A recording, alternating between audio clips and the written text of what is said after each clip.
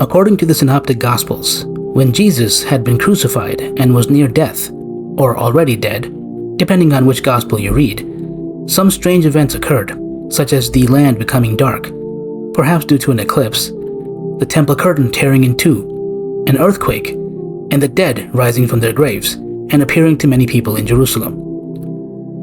Christians claimed these events were signs that Jesus was the Son of God, and were true events that actually happened.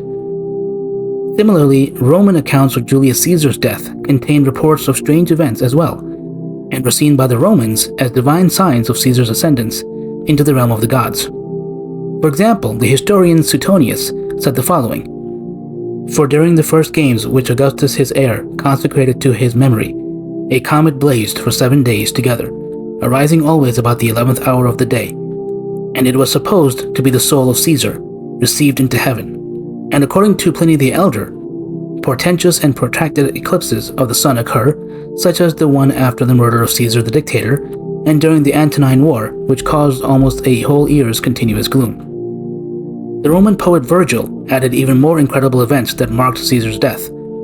Mount Etna erupted. There were eerie sounds of battles in the heavens. The Alps shook as if trembling and mourning, and even ghosts appeared and animals spoke. So when important people died, there was a tendency among superstitious cultures to associate astronomical or geological events, and even supernatural events, with their deaths. Whether these events actually happened is a different matter altogether. That a comet appeared around the time of Julius Caesar's death is a matter of debate, but there's a possibility that it was a historical reality, and it was just a coincidence that it appeared around the time of Caesar's death. The same may be said of the solar eclipse, though according to NASA's catalog, there is no evidence of one occurring around March 15th, 44 BCE, the time of Caesar's death. But even if the historicity of these events could be confirmed, it is unlikely that Christians, or anyone else for that matter, would accept the Roman belief that these events had religious or spiritual significance, and could be seen as evidence of divine approval of Julius Caesar.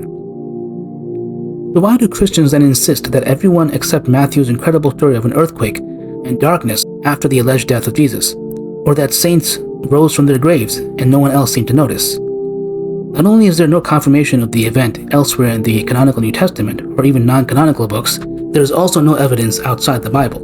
There's also no evidence that Matthew intended this event to simply be a, quote, literary device, and not to be taken literally, as some Christian apologists such as Mike Licona claim. I think what's going on here, when you look at the Greco-Roman and Jewish literature of the period, that would seem to suggest that Matthew does not mean for us to understand these in a historical sense, but he wants us to see these as what we would call as portents.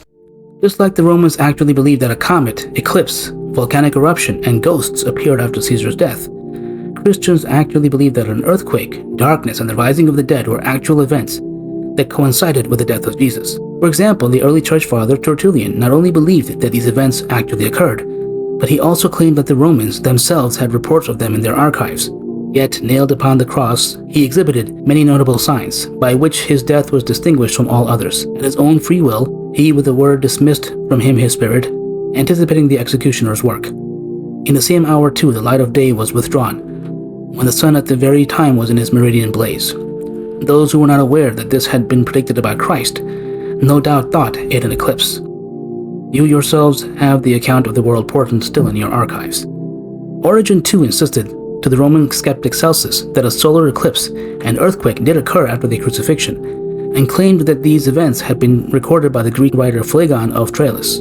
So in the eyes of early Christians, these events happened and were proof that Jesus was a special person, just like the Romans with Julius Caesar. Yet there is clearly a mythological element to these stories.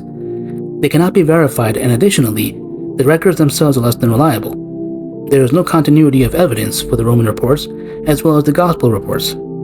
And since it was commonplace for different cultures and religions to spiritually and religiously associate these events with important people, they cannot all be true. Someone must have been lying, or was simply mistaken. And yet it is understandable that they somehow came to believe these stories and spread them. There was a motive.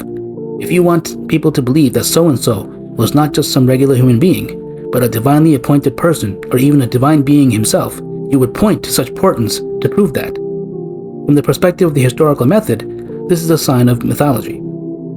But guess what? Using this same standard, we can verify that the reports about another special person are not only accurate, but free of the mythology that was typical of important figures in antiquity. That is because we don't find exaggerated claims of strange astronomical or geological phenomena or supernatural events like ghosts manifesting to amazed eyewitnesses. In fact, in the teaching of this special and important person, we find a clear denunciation of such myth-making. This person is the Prophet Muhammad sallallahu alaihi wasallam. It is often claimed by ignorant people, especially Christian apologists, that the Hadith literature was first written around 200 years after the Prophet's death. In other words, these people do not believe the Hadith literature is reliable and was probably invented by later Muslims. Besides the fact that the evidence discounts this theory, we have good reasons to believe that the Muslim accounts of the death of Prophet Muhammad ﷺ are reliable and accurate. If Muslims had invented the reports of his death decades or centuries after his actual death, we should expect to find stories of incredible events occurring at the time of his death. Yet, we do not find this at all. Rather, the Hadith reports describe the Prophet's final days in completely unremarkable ways. He was ill and weak, but still teaching the Muslim community and giving advice and warnings. In his final hours, he was with his wife Aisha radiallahu anha, and ultimately died peacefully in her arms.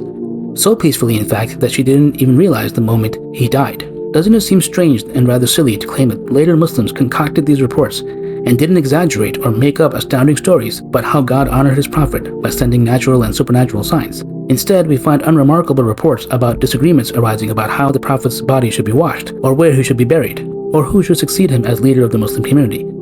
This should demonstrate the reliability of both the reports and the reporters to the unbiased observer. This is not to say that God cannot send signs if he wants to. But if you're going to say that zombies appeared after your god died, or that ghosts were seen when a king died, you better provide proof. Without proof, it's just another myth. وَقُلْ جَاءَ